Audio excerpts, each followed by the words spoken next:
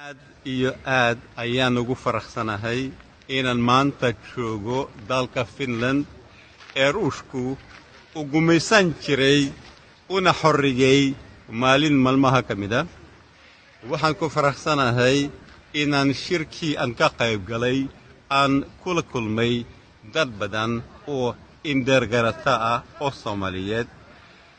Waxaan raalli ka ahay in aanu isdaafsanay ra'yiyo ku saabsan sidii loo horumarin lahaa af Soomaaliga, sidii loo kaydsan lahaa suugaanta hiddaha ah ee afkii hore laga dhaxlay. Waxaan raalli ka ahay in mahmaahaha anigu aan aad iyo aad u jeclahay ee Soomaaliyeed in la wada jecel yahay, in la doonayo in la barto, in laga salgaaro, in la garto macnaha qotada dheer leh ee ku abuuran.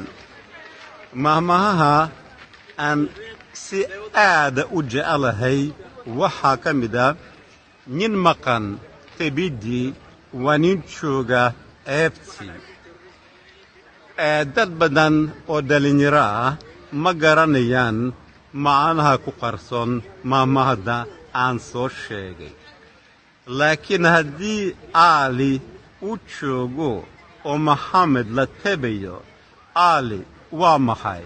Waa iga su'aal, waa wax matare. Waayo haddii uusan qaban karin shaqada laga filayay ama laga doonayay,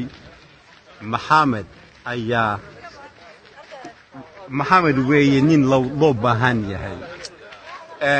Rag waraggii hore hadalla waa intuu yidhi. Aniga waxaan kula dardaarmayaa dadka da'da yar ee Soomaaliyeed meelay joogaanba inay si kasta u noqotaba ay u bartaan afkooda hooyo. Af Soomaaligu waa mergii oo kale oo hadba danka loo jiido u jidma. Waa af hoodana erey waliba macno badan buu leeyahay. Waa taa sababta ay aad ugu adag tahay in ajnabigu u barto af Soomaaliga.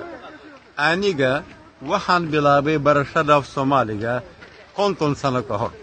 Weli kama salgaarin, weli waa si baranayaa.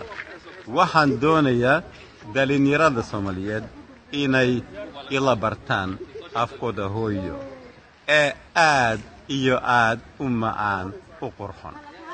mahadsanid. Waad mahadsantihiin idinka mudan. mahadsanid.